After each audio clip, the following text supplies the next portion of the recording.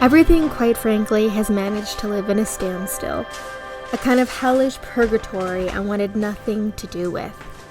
So in the pursuit of healing, I needed to take matters into my own hands and choose an environment for myself that isn't a constant reminder of what happened, a place that actually allows me to keep moving forward. This home I once adored so much has grown a sort of fickle root in my heart. I'm beginning to resent it.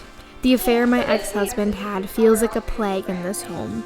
Everything it touched has died. A piece of hope I once had, an innocence in me that's now hardened and bitter. A little 10-year-old girl version of myself who's so incredibly let down and beaten down by life. I want nothing to do with anything connected to the betrayal anymore. The only place where I can allow him into my world is for my beautiful daughter. The only thing that hasn't been ruined by his reckless and destructive behavior. That is until one day when she's older and she looks at me and asks me what happened between me and her dad. Oh, we don't want to forget anything, do we? No. Oh, we can't do stuff. I don't do school. What did you say? Now we will have nothing to do. I don't do school. Yeah. No. I have no idea how and if I'm going to answer that question honestly. I want her to choose better than I did. I want her to make better decisions and know exactly what signs to look for. But I also know that truth comes with a lot of consequences. For now, I'm preserving her innocence by keeping her routine as normal as possible. We're still going to parks, we're still playing outside, we're still going to the library. As sad as this all is, she deserves a normal childhood. I have been trying to soak up every last inch of joy in this house that I have. And it has been a challenge, to say the least. Like, obviously leaving this house is never something I wanted to do. At the very least, I wanted to maybe like rent it out one day and then have a different home, but like, it's been a lot to pack everything and know that I won't see my stuff for another year or so. Obviously, there are gonna be things I will have with me and that I'll see, but like, not being able to have my old Corningware or my old kitchen things that I like to use and make things with. Like, it's just really weird to let go of a part of yourself when you didn't expect to let go of that part of yourself. And it's really hard to do certain things and raising a child. I have really tried my best to balance everything and keep myself from melting down emotionally. It's been a lot. So.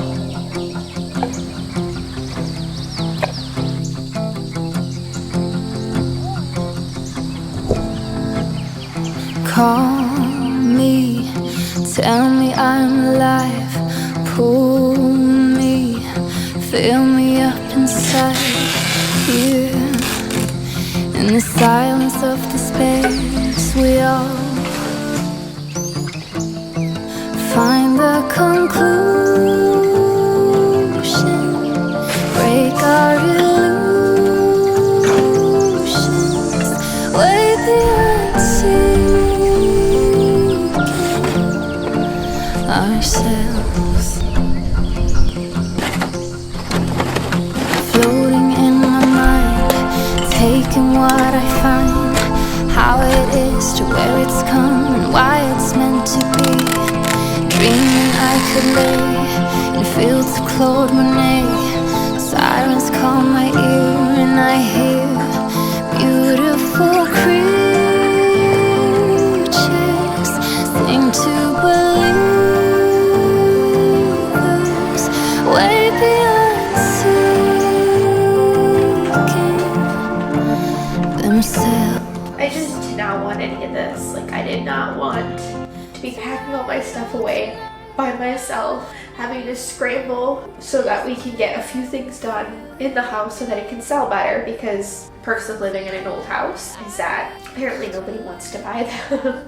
I don't know, it just feels like my whole life is a freaking joke. And it's like all this has happened and yet here I am just by myself. I just hate that I'm doing this alone and I'm just not ready. But I know I have to be ready. I know that that's part of this, is you just have to be ready. I don't know. I wish you could see me from a distance. See me for who I am. It's taken me weeks to pack my entire life into cardboard boxes. Lonely nights turned less lonely after realizing packing alone after a divorce is the most depressing thing in the world. Body double friends are wonderful. I'd like to say that after many sad videos that I never have sad days anymore, but moving out has proven that to be silly. Grief isn't linear. I have grown a sense of control back again though. 50 trips to Goodwill and a quarter-life crisis will do that to you.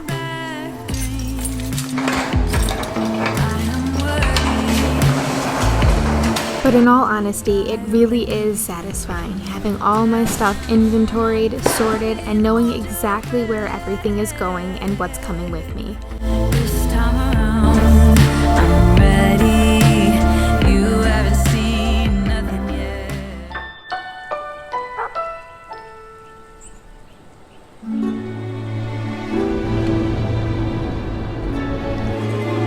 Moving day was as to be expected, very sad.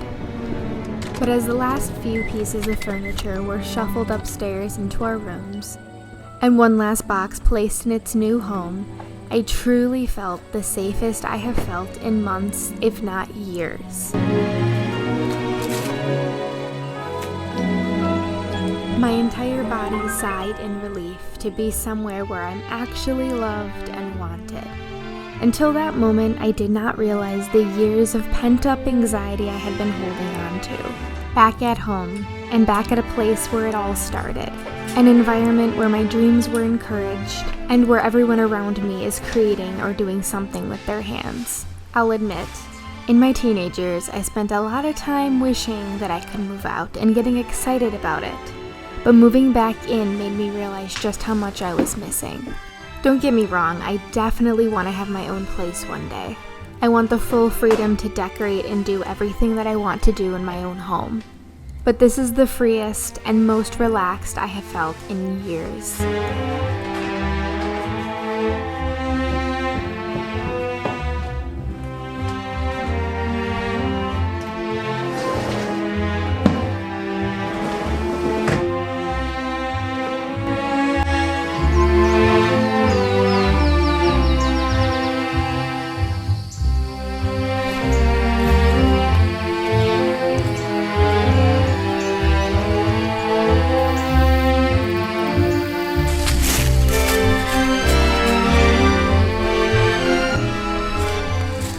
Official. I moved in with my parents at 26 years old.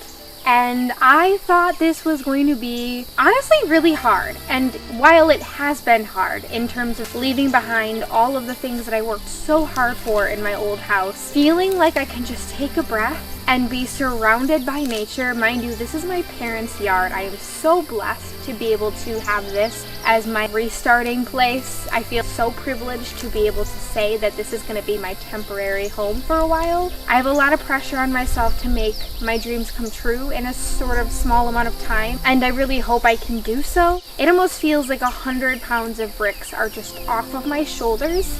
I did not think it was going to happen in the way that it did, and it definitely has given me a lot of perspective on healing and relationships and what it means to be an adult and navigate a divorce at such a young age. It's a lot, but I do feel like I'm finally getting to a place where I'm getting settled and I can actually move on. About a few weeks ago, we took the house off of the market and got a bunch of work done on it just to see if maybe that would help it sell. I'm not gonna lie to you guys, it has been one of the most frustrating parts of this process. I did not think that that was going to be harder almost than like just getting through the divorce, because I feel like once the house is sold, I can finally move on and I no longer need to hold this weight of this huge almost liability. This house that I loved so much no longer serves any of us. So as much as I can say that I feel better, I think once that house is sold, I will proudly announce it here, because dear Lord, has it been a pain in the ass to get it to sell.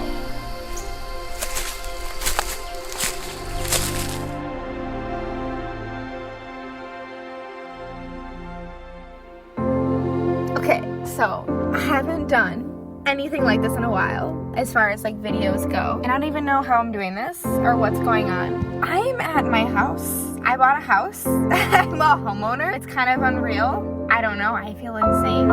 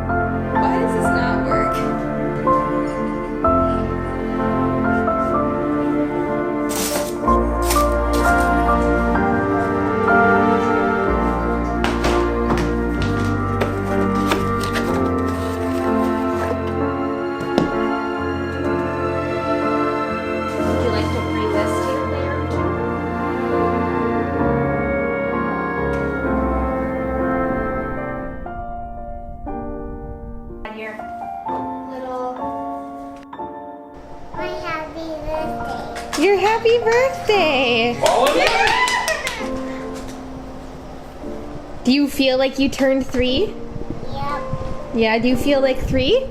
Yeah. Or do you feel like still 2?